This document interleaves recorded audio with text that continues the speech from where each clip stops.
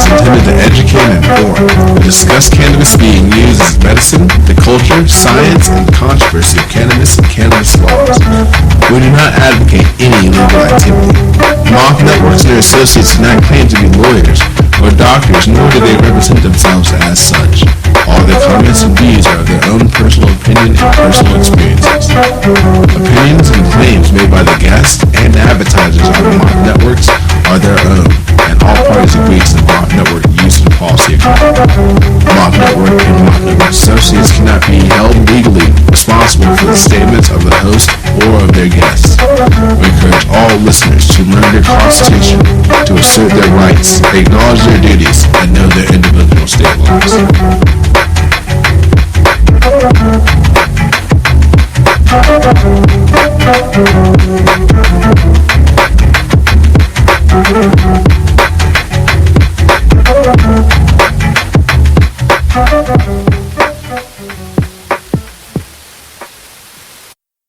What's up, everybody, and I want to welcome you to the first show back of the Medicine of the Herb show. Now, guys, I've been listening to you, and I want to apologize for not being on the air for a moment, but let me tell you, I am back.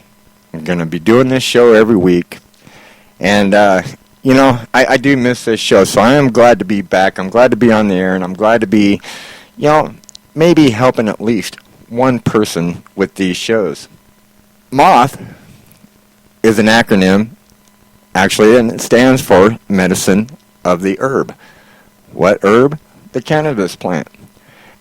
Did you know that you cannot spell healthcare without THC? Go ahead and try it. Write down healthcare and try to write it without the letters THC in it. You can't do it. You're going to come out with Healar. Without that THC in there, you cannot have healthcare. So, today we are going to talk about the liver. Now, the liver, this subject is very personal to me, because back in 1990, right after I got out of the Army, I was diagnosed with hepatitis C. And from there, I went on the interferon, riboflavin. Oh my God, there was so many different drugs. I can't even list them all that I was on to try to deal with my liver problems. I was on the interferon for 7 months, and it didn't work. Actually, my numbers that were supposed to be going down just kept rising. And I got to tell you, man, that interferon was some evil stuff. I don't care what anybody says. That was some evil stuff. Now, I was able to make it to work every day. Didn't miss a day of work. I really don't know how I did that. But I would go to work. I was doing construction at the time, doing interior trim. So I would unload my truck during that process. I would get, oh my God, dizzy. I would pass out. I would wake up off the ground wondering where the hell I was. I'd finally get my comprehension about me, realize that I was at work, get up and finish what I was doing, setting up. I would be setting up like my saws or something in the house, and suddenly I would pass out again. And I mean, thankfully I wasn't using the equipment at the time, but oh yeah, it was kind of terrifying when I'd wake up on the ground wondering what the hell just happened and realize I had passed out. Well, yeah, I did this for 7 months, man, and let me tell you, life was hell for me. Because at that time, I didn't know about medical marijuana. I didn't know about the benefits of medical marijuana. And then back then, if you would have used the term medical marijuana to me, I more than likely would have laughed at that term. because that wasn't a term that was around at that time. We hadn't even legalized it here in Colorado yet. So to hear that term was kind of funny to me, because I would have said, well, what the hell are you talking about? I've been smoking pot all my life. Medical marijuana. What? It sounded like a funny term to me. I met a caring and compassionate caregiver that really taught me the ins and outs of marijuana or cannabis. I do not like the word marijuana or weed or dope used when talking about this plant. It is the cannabis plant, Cannabis sativa L. Now, the cannabis plant has been used for thousands and thousands of years. There are writings that date 5,000 years BC. So, marijuana has been used as a medical product for thousands and thousands of years. It wasn't until 1941, if I am not mistaken, that cannabis was listed in the United States Pharmacopoeia from 1854 until 1941. And in 1942, it was officially removed. But prior to that, there were well over 100 problems and diseases that cannabis was prescribed to a person from a doctor prior to 1942. So, if that's the case, I would have to ask, well, why was it made illegal? Well, that is another show within itself. But the bottom line was because of money, okay? So, I'm going to leave it right there. It was about money and power. The people are waking up in today's time and era. And I got to say, I'm proud of the people of the United States and of the world. The world is paying attention to us, guys. The world is following our lead. Some have not only followed our lead, but have taken the lead when it comes to medical marijuana. Now, I gotta say, marijuana to me, it is not a habit. It is not a drug. It is there for us to use as a medicine, as a food, and it is not evil in any way, shape, or form, nor are the people that choose cannabis as their alternative medicine. So we can go into a show about that as well, which I think I might. But anyways, today, like I told you, we're going to talk about the liver. So, what is the liver? Well, the liver is a large, meaty organ that sits on the right side of the belly. Weighing about 3 pounds, the liver is reddish brown in color and feels rubbery to the touch. Normally, you can't feel the liver because it's protected by the rib cage. The liver has 2 large sections called the right and the left lobes. The gallbladder sits under the liver, along with parts of the pancreas and the intestines. The liver and these organs, they work together to digest, absorb, and process food. The liver's main job is to filter the blood coming from the digestive tract before passing it to the rest of the body. The liver also detoxifies chemicals and metabolizes drugs. As it does so, the liver secretes bile that ends up back in the intestine. The liver, it also makes protein important for blood clotting and other functions. So that came off of WebMD, and I just wanted to explain what the liver does for those that may not exactly know what the liver functions are. Now, there are many different liver conditions that can happen with the liver. It could be hepatitis, which is inflammation of the liver that's usually caused by viruses like hepatitis A, B, and C. Hepatitis can have non-infectious causes too, including heavy drinking, drugs, allergic reactions, or obesity.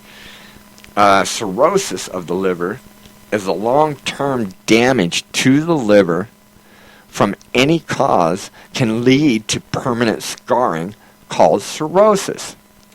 The liver then becomes unable to function well. Now, some people that have hepatitis C, the disease will more than likely move on into the cirrhosis stage, which is actually, cirrhosis is inflammation of the liver. So what happens is the liver starts gaining in weight. It will start pushing other organs into spots where, they're really not in their original positions because of the inflammation of the liver and it growing. Now, when you have cirrhosis of the liver, sometimes it can turn into liver cancer. And the most common type of liver cancer, hepatocellular carcinoma, almost always occurs after cirrhosis is present. So, more than likely, if you've, like with me, and my hepatitis C, it did turn into cirrhosis, and then it eventually did turn into liver cancer. Now, from that point on, I did not choose any more conventional Western medicine treatments for my liver. And to be 100% honest with you, I've already survived past the time that the doctor said I more than likely wouldn't be living anymore. And I got to tell you, I've done it all with cannabis. Now, I'm going to get into how I've done it here in just a few minutes, but I want to go on to all these different other liver conditions, and then we will talk about everything else. All right, liver failure. Liver failure has many causes, including infection, genetic diseases, and excessive alcohol. I'm not sure if I'm going to be pronouncing this next one right. Ascites. Oh man. As cirrhosis results, the liver leaks fluid. Ascites. I'm sorry, that's what it is. Ascites. Into the belly, which becomes distended and heavy. Gallstones. If a gallstone becomes stuck in the bile duct, draining the liver, hepatitis and bile duct infection, cholangitis can result. All right, well, what is cholangitis? We're going to have to look that one up. All right, hemochromatosis. Hemochromatosis allows iron to deposit in the liver, damaging it. The iron also deposits throughout the body, causing multiple other health problems. Now, this happened to me. The iron gets deposited throughout the body. You are going to... Your mouth is always going to taste like blood. No matter what you do, you're not going to be able to get rid of that taste. Now, how do I know this? It happened to me. It was a very nasty taste. And I had to do certain things around my house to make sure that I didn't cause any more flare-ups with this taste of the blood. All right? And one of the main things that I had to change right away, because my body was producing so much iron that I couldn't add any more iron to my body. Okay? So back then, I loved to cook out of cast iron. Well, I had to stop eating anything that was cooked on cast iron skillets, pans, whatever. Because the iron from the cast iron would leach into the food. And then it would overamp me with extra iron. And boy, that taste of blood would just get so pronounced. The salty taste. You know, I understand now that it was the iron that was doing that. But, let me tell you, it tasted just like blood. Alright, let's move on. Alright, primary sclerosing cholangitis is a rare disease with unknown causes. Primary sclerosing cholangitis causes inflammation and scarring in the bile ducts in the liver. Now, they got primary biliary cirrhosis. In this rare disorder, an unclear process slowly destroys the bile ducts in the liver. Permanent liver scarring, cirrhosis, eventually develops. Scarring. Alright, well, you know, we carry around scars with us on the outside of our body. Scarring on the inside is not a bad thing.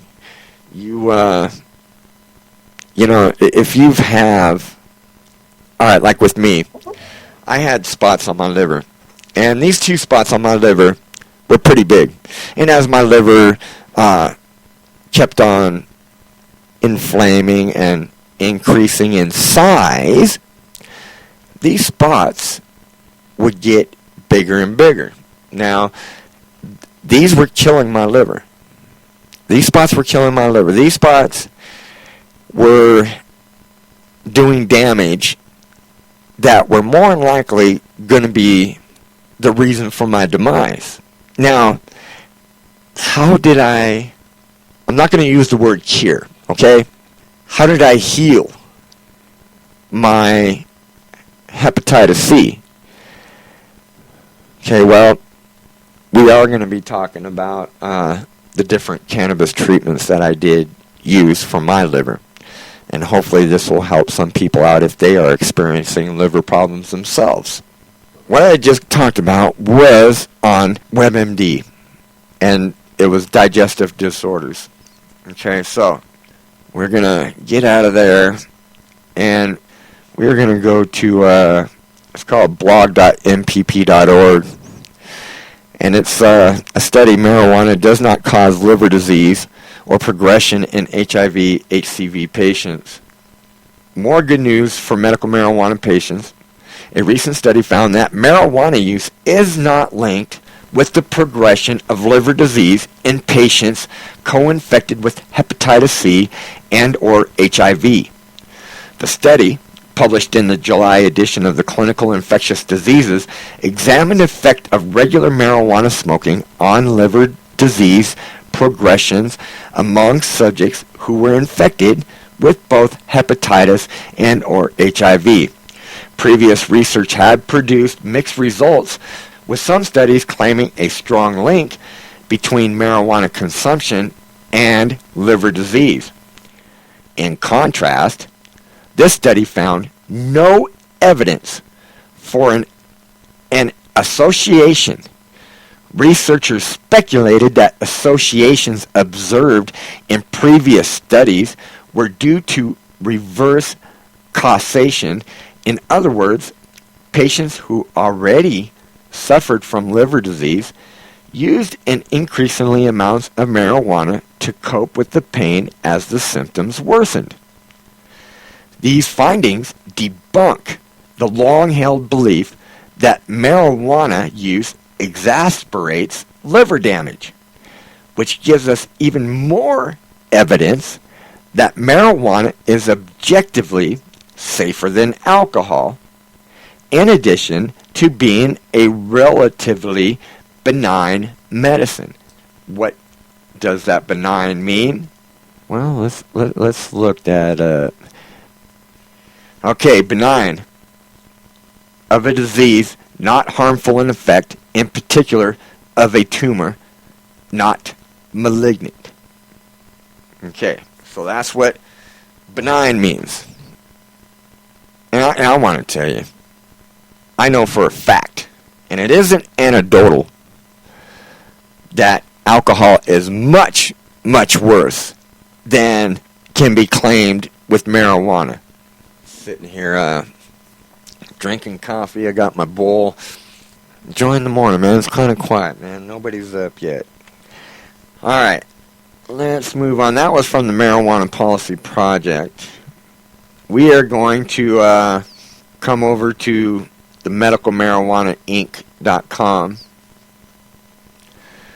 And this is about cirrhosis of the liver. And it's a medical marijuana research overview. They have a disclaimer, and I'm going to go ahead and read their disclaimer. It said, the following information is presented for educational purposes only. Medical Marijuana Inc. provides this information to provide an understanding of the potential applications of cannabinol. Links to third-party websites do not constitute an endorsement of these organizations by Medical Marijuana Inc., and none should be inferred. Okay, none will be inferred on this show, Medicine of the Herb Show. Cirrhosis is a condition where the liver no longer functions properly because of scarring caused by long-term damage. Studies show that cannabinoid found in marijuana can help combat the progression of cirrhosis. So, overview of cirrhosis. Cirrhosis is the late stage of scarring or fibrosis of the liver.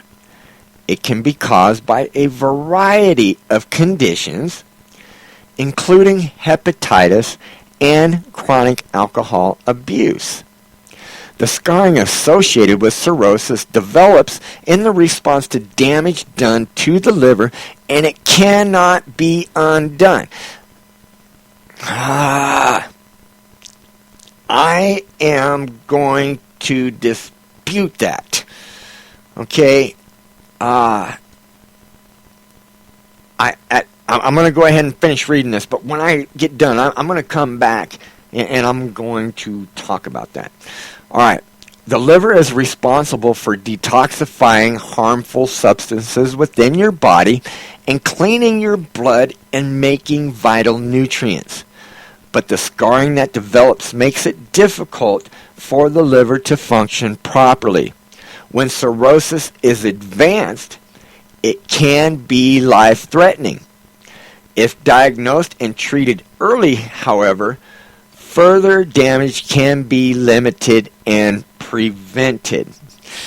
Yes, it can. That is my personal opinion from somebody that has had liver disease and has been able to heal myself. According to the Mayo Clinic, some causes of cirrhosis are inherited, like iron buildup, cystic fibrosis, and genetic digestive disorder, while other causes occur later in life, like chronic alcohol abuse, hepatitis C, hepatitis B, and non-alcoholic fatty liver disease. Patients with cirrhosis commonly experience fatigue, easy bleeding and bruising, itchy skin, loss of appetite and nausea, leg swelling, weight loss, fluid accumulation in the abdomen, a red spider-like blood vessels on the skin. Treatment for cirrhosis is dictated by the extent of the liver damage upon diagnosis. The goals are to slow further scar tissue progression and prevent or treat associated symptoms. In some cases, if a liver ceases to function, a liver transplant may be required. Their findings: effects of cannabis on cirrhosis. Research regarding cannabis and its potential impact on cirrhosis and other chronic liver diseases is complex. The two major cannabinoids found in cannabis, tetrahydrocannabinol, THC, and cannabidiol, CBD, bind with or influence the cannabinoid receptors, CB1 and CB2, of the endocannabinoid system within the body. Previous studies had actually implicated action of CB1 in the progression of cirrhosis, fibrosis, and other liver diseases. However, CBD2 receptor activation has shown beneficial effects on alcoholic fatty liver, hepatic inflammation, liver injury, regeneration and fibrosis, and CBD has, therefore, research suggests that using cannabis to selectively activate the CBD2 receptor offers therapeutic potential for cirrhosis and other liver diseases. Studies suggest that CBD can help combat cirrhosis progression by assisting in the death of hepatic stellate cells, or HSCs. When HSCs are activated, they proliferate and produce excess collagen, which causes the accumulation of scarring on the liver. CBD's activation of the CBD2 receptors, however, has been shown to be effective at inducing apoptosis, or death in these activated HSCs. Death of the cells is what it's saying. Cannabinol has also shown to restore liver function in mice experiencing liver failure. Findings also support that CBD can serve as a protective strategy against, ISCHEMIA,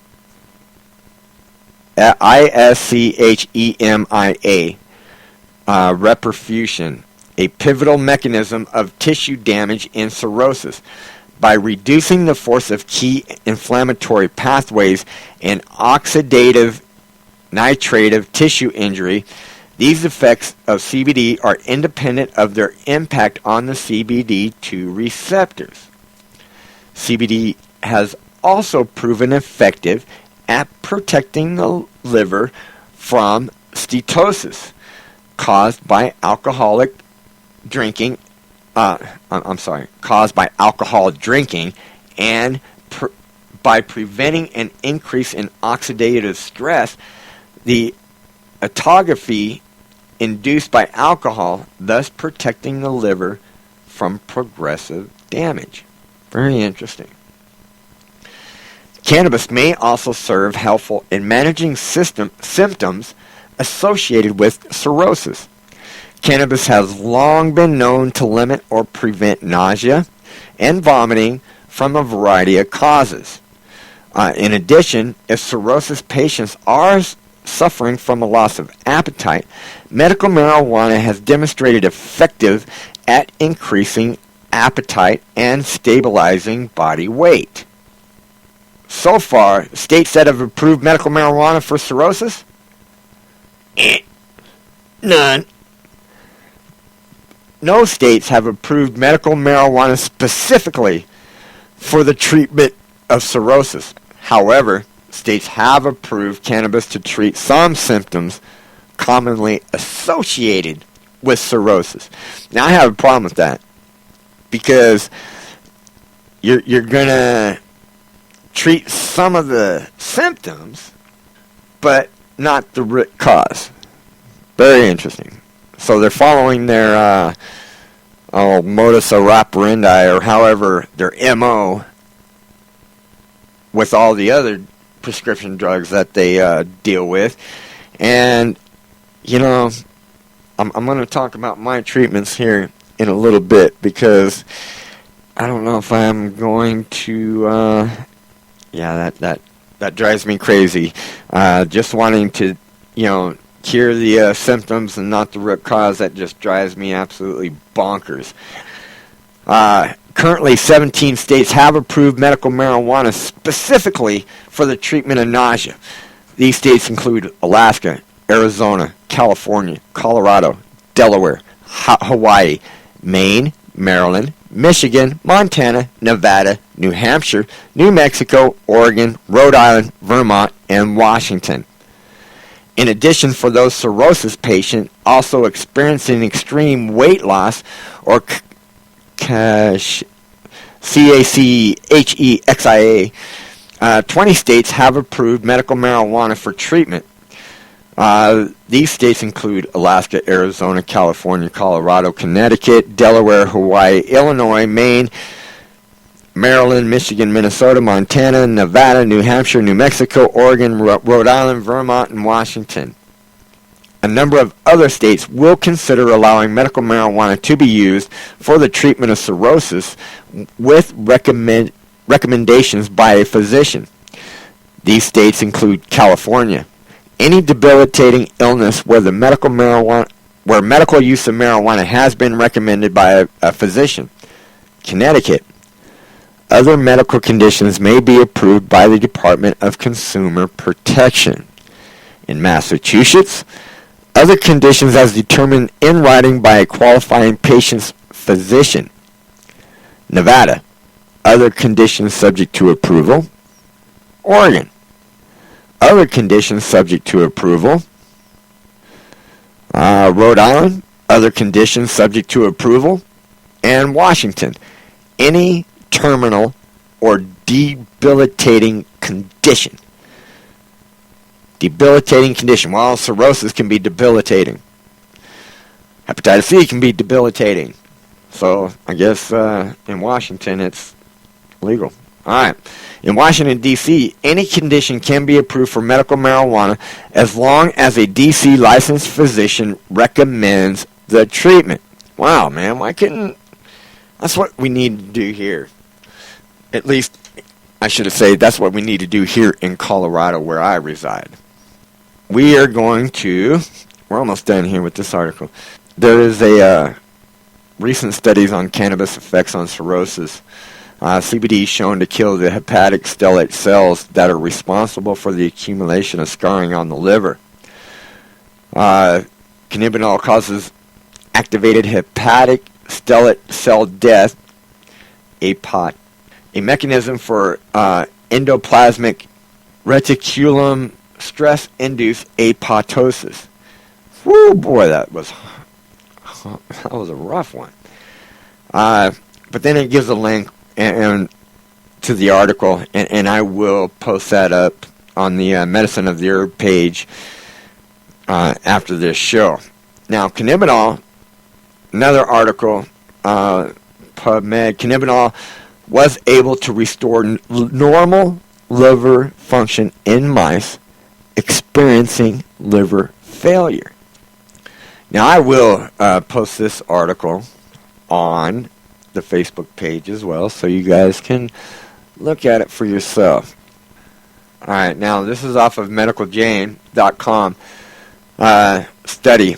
Cannabinol may help prevent alcohol-induced liver damage. From my personal opinion only, I mean, I understand it's a study, so they must word it the way that they do. But me, I'd say cannabinol, CBD, can help prevent alcohol-induced liver damage. Alright, it is no secret that alcohol consumption can negatively affect one's liver. This is because it can cause an excess of fats and lipids and additional oxidative stress, i.e. damage caused by free radicals. With that said, a recent study published in Free Radical Biology and Medicine offers an interesting preventative measures funded by the National Institute on Alcohol and Abuse and Alcoholism and the National Institutes of Health. It suggests that cannabinol, CBD, could help protect the liver from alcohol-induced damage. Researchers prevent alcohol-induced liver damage with CBD. So it kind of says could help, but then may help, but then it says here, researchers prevent alcohol-induced liver damage with CBD. So as we know, cannabinol or CBD may have antioxidant effects. Couple that with the constituents' lack of psychoactivity, and it makes sense why the team of researchers from China and Mount Sinai School of Medicine in New York chose to investigate its ability to counter alcohol-induced oxidative stress in the liver. In doing so, they injected mice with ethanol twice a day for 5 days. This was intended to model the impact of binge drinking on one's liver. Prior to this, a group of mice were administered cannabinol or CBD as a preventative measure.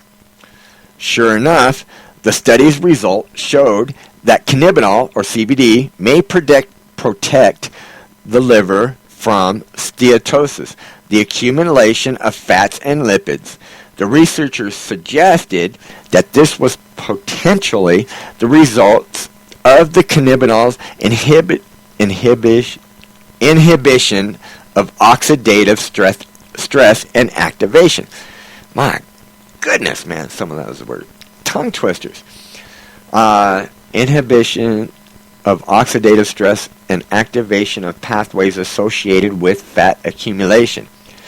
The accumulation of fat in the liver can lead to much more serious problems like cirrhosis of the liver, i.e. scarring of the liver that may lead to liver failure. If it gets out of hand, with that said, there is no easy way to go about curing the disease once it occurs. So taking the preventative approach is best.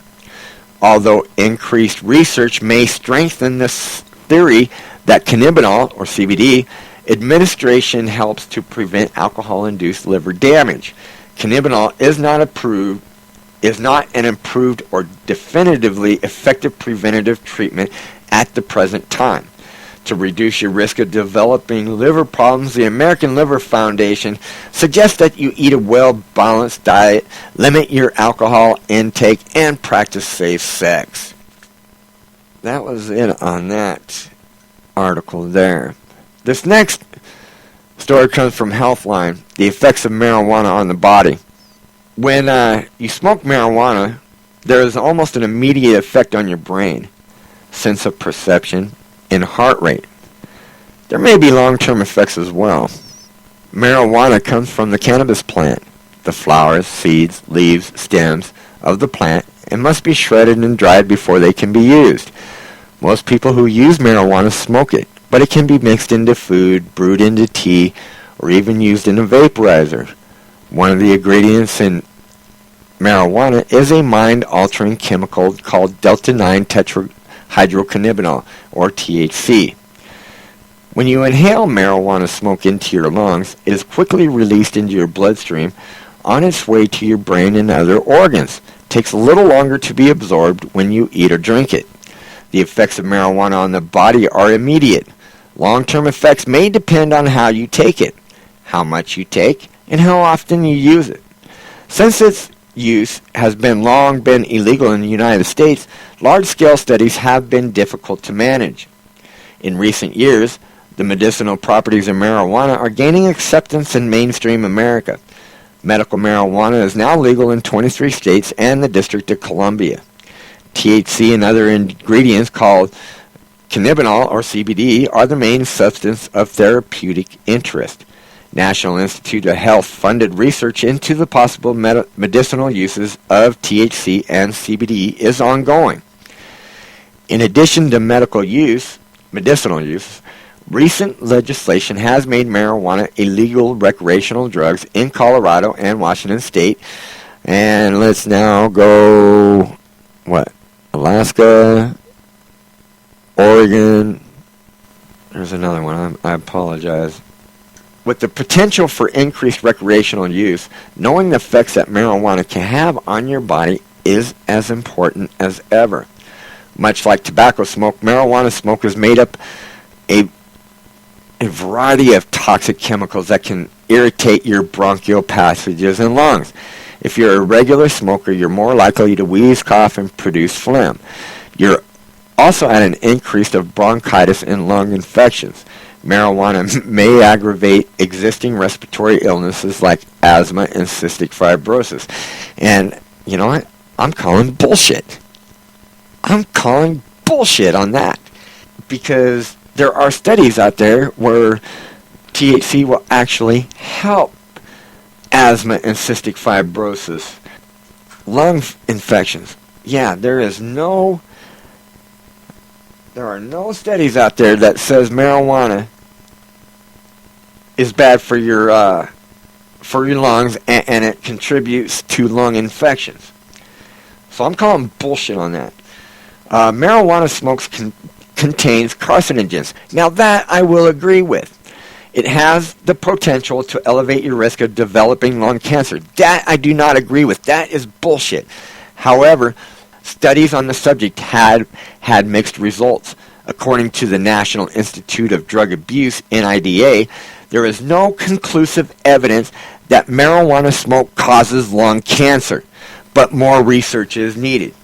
Well, I'm glad to see somebody has a little bit of common sense there. Okay, for the circulatory system, THC moves from your lungs into your bloodstream and throughout your body.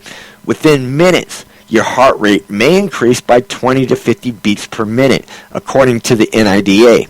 That rapid heartbeat can continue for up to 3 hours. For people with heart disease, this faster heartbeat could raise the risk of heart attack. One of the telltale signs of recent marijuana use is bloodshot eyes. They look red because marijuana causes blood vessels in the eyes to expand or dilate. Marijuana may help stop the growth of blood vessels that feed cancerous tumors. The central nervous system. When you inhale marijuana into your lungs, it doesn't take long for THC to enter your bloodstream. From there, it is quickly transported to your brain and the rest of your organs. When you get marijuana from food or drink, it is absorbed a little more slowly. THC triggers your brain to release large amounts of dopamine, a naturally occurring feel-good chemical. That's what gives you a pleasant high. It may heighten your sensory perception as well as your perception of time. In the hippocampus, THC changes the way you process information, so your judgment may be impaired. It also may be difficult to form new memories when you are high. Bullshit. I call them bullshit on that one too. All right. Changes also take place in the cerebellum and the basal ganglia upsetting your balance, coordination, and reflex response. All those changes mean that it is not safe to drive. Once again, I'm going to call bullshit. There are studies out there today that show that stoned drivers are much safer than drunk and sometimes even sober drivers. Alright? Very large doses of marijuana or high concentrations of THC can cause hallucinations or delusions. I don't know. That has never happened to me. So, I don't know anybody that has had hallucinations or delusions on THC. According to the NIDA, there may be association between marijuana use and some mental health problems like depression and anxiety. But more research is needed to understand the connection. In people who have schizophrenia, marijuana use can make the symptoms worse. When you come down from the high, you may be tired or feel a bit depressed. Yeah, I don't know about that one. In some people, marijuana can cause anxiety. About 9% of marijuana users develop an addiction, according to the NIDA. Addiction. Yes, that's such a messed up word to be. It's not a word to be used with marijuana. Symptoms of withdrawal may include irritability, insomnia, and loss of appetite. In young people whose brains are not yet fully developed, marijuana can have a lasting impact on thinking and memory skills. If you use marijuana when pregnant, it can affect the brain of your unborn baby. Your child may be prone to trouble with memory, concentration, and problem-solving skills. And you know what? I must call bullshit on that paragraph myself. Okay, your child may be more prone to trouble with memory, concentration, and problem-solving skills. I'll tell you what, I know quite a few mamas that smoked marijuana while pregnant, and I'll tell you what, their kids are healthy and smart as can be. I was going to use an expletive there, but I changed my mind. So, the pharmacologic effect of marijuana extends throughout the central nervous system. It is thought to ease the pain and inflammation. It may also be of use in controlling spasms and seizures. Alright, I don't have too much time left for this show, but this is where I got to talk about how I healed myself. I had those spasms. They were deep spasms. My liver would spasm, and it'd make my whole belly jerk, and it kind of hurt. Very uncomfortable. Like I had told you earlier in the show, I had been on interferon for 7 months. My numbers kept increasing, not decreasing like they were supposed to. It was such evil stuff and made me feel like, I wish I were dead. Okay, that's what I had felt like when I was on this stuff. I wish that it would have just killed me and it was that bad of a stuff. Okay, now, when I came to medical marijuana, I did like everybody else. I smoked it. But then I realized that smoking would only take care of a couple of items, like it would take care of my anxiety. It would allow my brain to relax just a little bit. But it wasn't really helping to do the actual healing of the liver. Now, I had, for my liver, started off with hepatitis C, went into cirrhosis, and then changed into liver cancer. Now, cirrhosis, we've been talking about that. Chronic inflammation of the liver. So, what my liver was doing was acting just like a balloon. It was inflaming, and as it was inflaming, it was getting much larger. It was moving my innards to places where they weren't really supposed to be, so I was very, very uncomfortable all the time. I had to stop the inflammation. That was one of my first steps that I wanted to try to accomplish, was stop the inflammation. Tried smoking, but smoking really, it helped with some stuff, my mental part of me, my psyche, it helped with that part. But I had some serious problems. I had inflammation of the liver. At that time, I know this may sound gross, but I know some of the people on here are going to have the same problems. Okay, when I went to the bathroom, I couldn't form a solid. I couldn't form a solid to save my life. Every time I went in to take a dump, it was just as runny as all can be. I knew I was in trouble. My liver was about ready to go into liver failure. So I was taught about cannabis oil, and I started making it, and I still do today. I help quite a bit of people out. But I started making cannabis oil,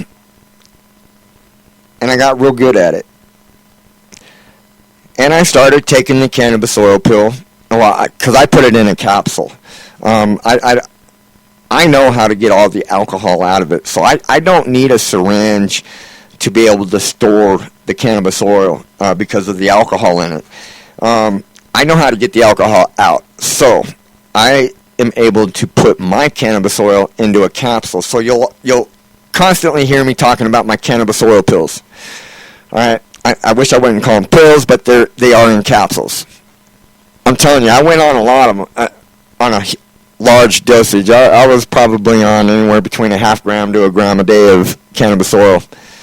Okay, but now that started helping my inflammation. My inflammation, I noticed that once I started taking these cannabis oil pills, that my spasms stopped. And for me, that was huge. Because these spasms, they would last 24 hours a day. And they would actually last so long that, man, I'm telling you, it felt like my belly or my insides was getting a hell of a workout because of the spasms. But, I wasn't feeling any stronger from this workout, okay? So I noticed right away that the cannabis oil pills started dealing with the inflammation right away. And, okay, so I felt pretty good about that. I realized, okay, all right, I needed to do more than just smoke it. Right there, I was already sold on the cannabis oil. I would go in and get blood work done, and my numbers started actually lowering. Okay, so I knew I was on the right step, or on the right path. But I still had a problem of I couldn't form a solid to save my life. So I started having some gut problem. Nausea, vomiting. So I started to deal with that problem. And this is where I found out I am a very strong advocate for hashes. Alright, I love my hash, bubble hash, made with just regular water and ice. Alright, what I would do is I found out that if I would take my bubble hash and I would grind it into a powder, and I would take this powder and I would put it in a capsule and I would eat it just like a regular pill. I found out that not only did it help me with my vomiting and nausea it also allowed me to form solids when I went to the bathroom. Now, I'm like, oh my goodness, I've got 2 items here now that are taking care of my liver and my intestines. Alright, so now I've got 3 ways that I'm combating my liver disease. Okay, yes, I am smoking it because I'm smoking it for my psyche and my mental state.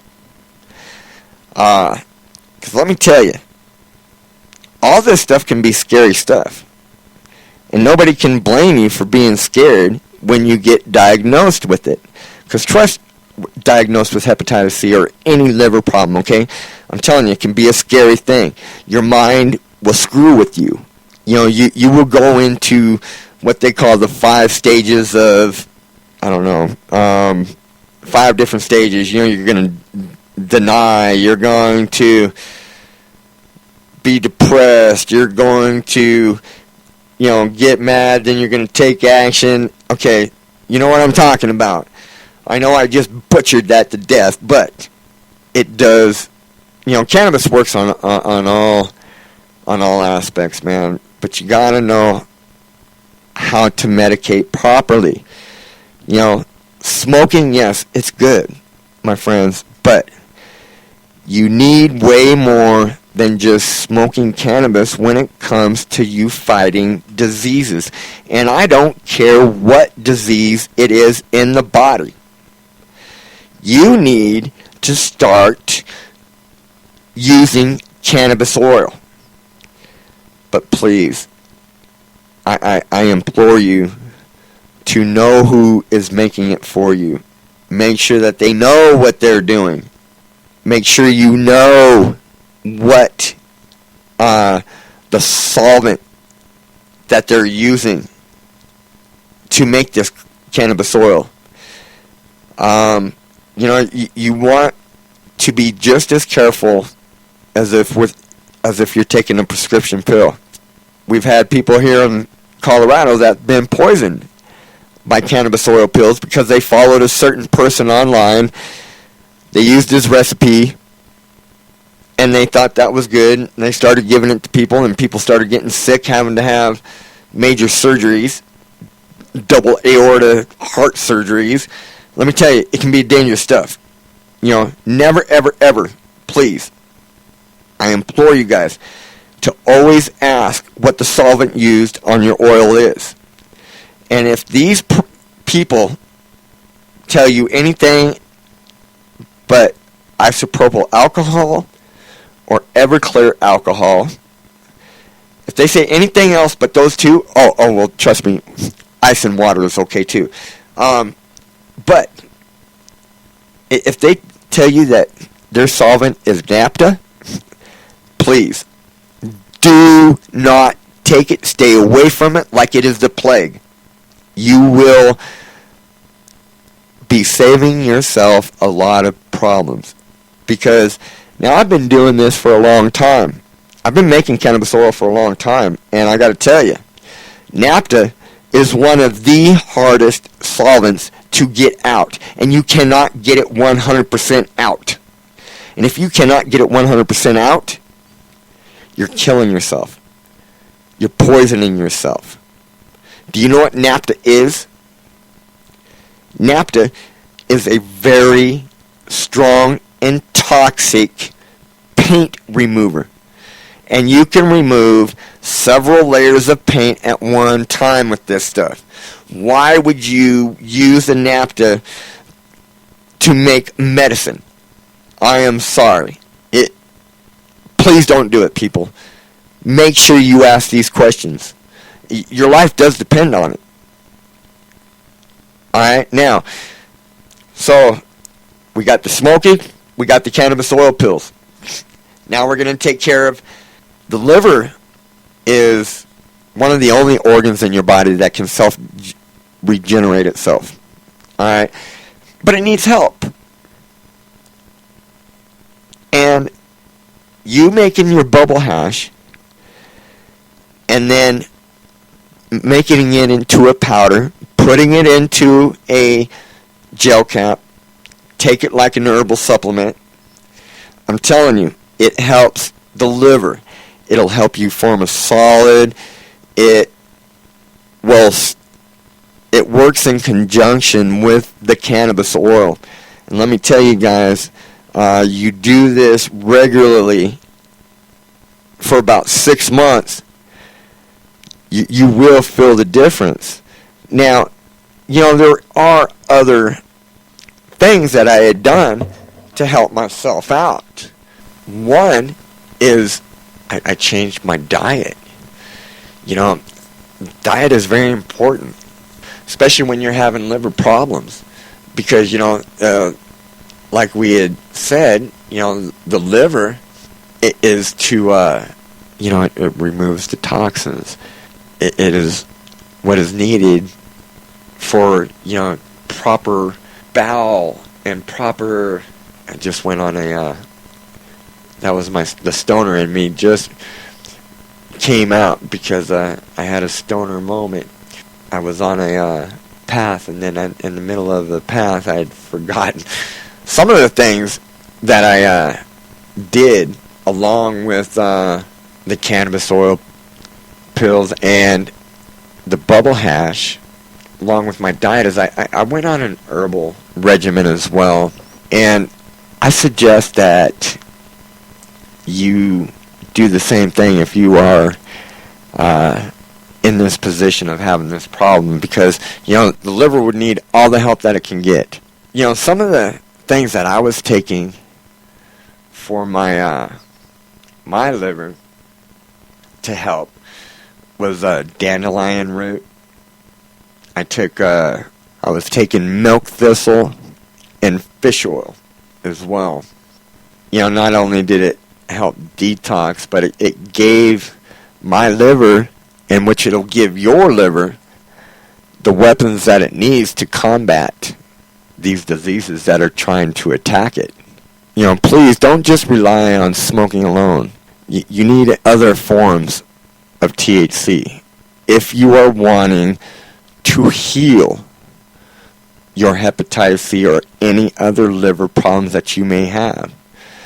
Now, guys, if you have a question, please get a hold of me on the Medicine of the Herb Facebook page, or you can get a hold of me on my 710 radio page. You can Twitter at MOTH_710_radio. Or you can email me at moth22.9@gmail.com. That's moth22.9@gmail.com. And I will answer any questions or concerns that you guys may have.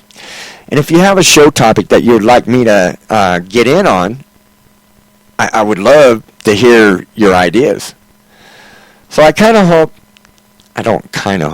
really do hope that this show kind of helped you out and gave you some insight a little bit on liver problems and cannabis. So guys, I'm going to go ahead and I'm going to call it quits for today. I will be back next week.